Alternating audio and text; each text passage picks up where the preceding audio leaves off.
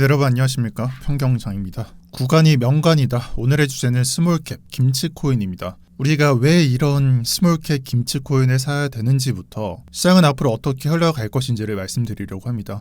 먼저 현재 상태를 말씀드릴 텐데요. 바이낸스, 바이비트, 코베오캑스, 비트겟, MEXC, 쿠코인까지 현재 시장 상황을 보면요, 일주일 거래량 통계가 내려감을 확인할 수 있습니다. 관세 이슈 이후에 거래량이 올라갔다기보다는 내려갔고 약세장이 나오고 있다라고 볼 수 있어요. 그렇게 쉽게 공포감은 회복되지 않고 있고 사람들은 손을 쉽게 못 대고 있고요. 나스닥이나 S&P나 비트코인이나 마찬가지로 소수만이 거래하면서 올리고 있는 상황이라는 겁니다. 그리고 이런 부분, 거래량이나 그런 부분들 때문에 진짜 반등이 아니다. 현재 지지받고 조금 반등하고 있는 부분은 조금만 과장을 보태자면 데드캣이다. 이런 식의 반응이 나오고 있고요. 하지만 이와 반대로 좀 놀라운 사실이 좀 밝혀졌는데, 전 세계적인 크립토 거래소 약세장, 이런 장세에도 불구하고 정반대의 결과를 보여주는 거래소가 있습니다. 바로 우리의 업비트 거래소가 됩니다. 최근 차트에서 거래량이 다른 거래소랑 다르게 올라가고 혼자만 초록불인 걸 볼 수 있고요. 이는 상위 10위권이 모두 하락하고 있는데 방향성이 정반대로 나오고 있다라고 말씀드릴 수 있습니다.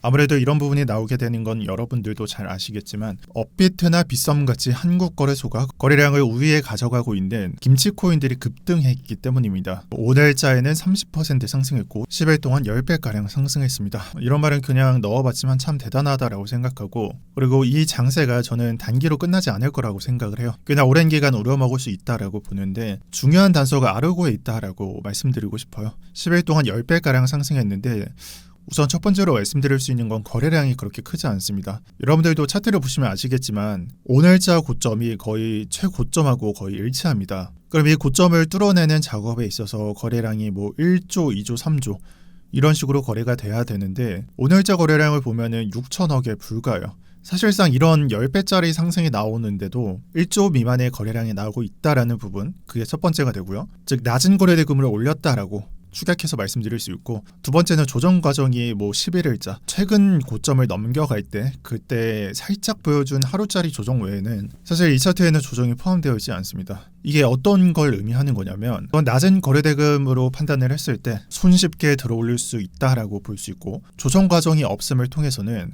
생각보다는 매도 매물이 없음을 생각해 볼 수 있습니다. MM팀이 작업했기 때문이에요. 그래서 결과적으로 1, 2번을 통해서 우리가 생각해야 되는 건 현재 장세가 잡코인을 들어올리기 너무나 쉬운 장세다라는 것이 결론이 돼요. 그래서 오늘자에도 보면 아르고 700원 넘어가면서 아더가 거래량이 6천억가량 나오면서 한 30%가량 상승하고 있는 걸 볼 수 있는데, 제가 봤을 땐 순환이 좀 보이고 있고요. 그리고 오늘자 6시 13분 뒤에 신규 코인이 나오면서 조정을 맞이하겠지만, 아더 같은 경우에는 최근 고점들 한 번, 두 번, 세 번, 네 번 정도 있죠. 이 전고점을 넘겨주게 되면은 그냥 날아갈 수밖에 없다라고 생각합니다. 왜냐하면 아르고가 신고점을 찍고 난 후에 어디든 괜찮아요. 700원이지만 758원이 전고점인데 800원 찍고 900원 찍고 마무리하면서 조정이 나올 거잖아요. 그러면 그 부분이 하락으로 끝나는 게 아니라 어디론가 순환하게 되어 있습니다. 그러면 아르고가 아더로 향했을 때는 신고점이 나올 수 있겠죠. 그러면은 날라갔을 때 아르고가 아더로 향했고, 아더에서 예를 들어 스ን트 아크로 향했다. 그러면은 사람들이 미쳐가지고 그냥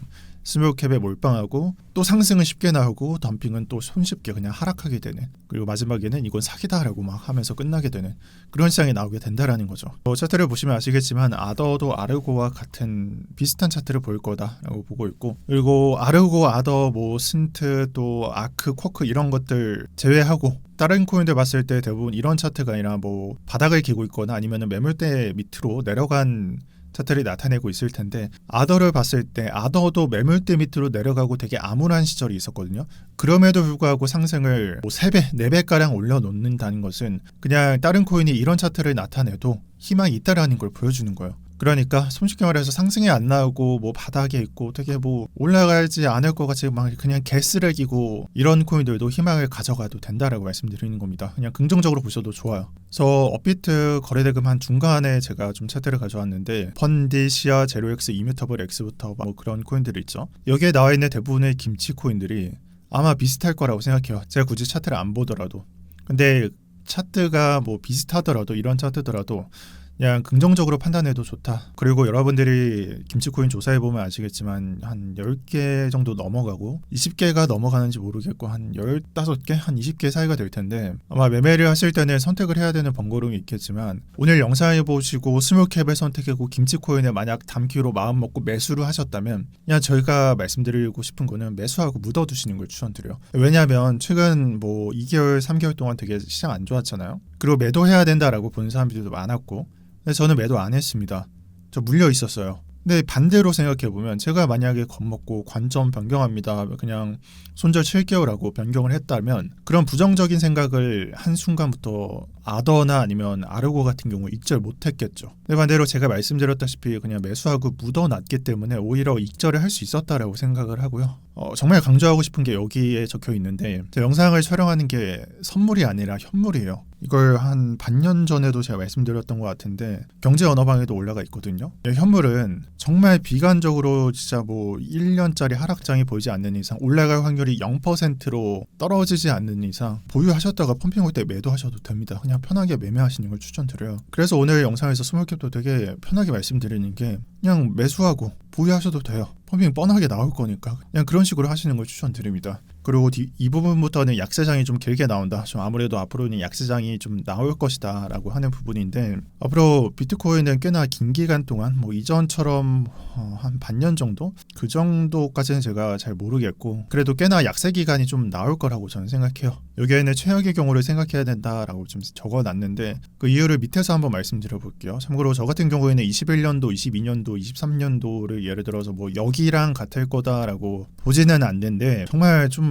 제가 좀 안 좋게 생각하는 부분이에요. 아니 24년도, 25년도, 23년도 의견을 내주시는 분들이 많아지는 건 사실이고 그분들이 좀 성장을 해야 되고 뭐 시장이 좀 색달라지고 있고 막 그런 부분들은 저도 좀 좋게 평가를 합니다만 너무 그냥 이런 날짜들에 좀 국한되어 있는 것 같아요. 근데 왜 그런 식으로 생각을 하냐? 제가 봤을 때는 최악의 약세장으로 평가받는 적어도 18년도 이때나 아니면 적어도 19년도 이때나 아니면 코로나 전후인 이때 그냥 뭉뚱그려서 18년도, 20년도 이 전체적인 이 약세장을 봐야 되지 않나라고 생각하기 때문이에요. 왜 여기가 되냐? 왜 최근자 21년도, 22년도, 23년도가 아니라 뭐 18, 19, 20년도 이때를 왜 생각해야 되냐? 지금 현재는 시장의 유동성이 굉장히 부족하기 때문이고 코로나 직후로 엄청나게 돈이 풀렸던 그 시장 포인트를 보는 게 아니라 유동성이 부족했던 포인트를 봐야 된다라고 생각합니다. 이 유동성에 대한 부분은 제가 패스하겠습니다. 이전 영상을 참고해주세요. 그래서 약세장을 예상했을 때는 긍정적인 부분으로 생각하면 안 되고 앞으로는 나스닥 차트에서 믿음, 이런 고점 올리고 무적의 우상향이라 불릴 수 있는 이런 믿음을 보여주기 전까지는 아마 개인 투자자들은 손쉽게 뭐 비트코인, 특히나 위험 자산인 비트코인도 그렇고 증시나 자금이 쉽게 들어오지 않을 거라고 생각하고요. 이 말은 이미 비트코인은 나스닥 영향을 받을 수밖에 없기 때문에 강세장을 손쉽게 예상하면 안 되고 일단은 약세장으로 시장을 판단하고 4월달, 5월달을 예상해야 된다고 봅니다.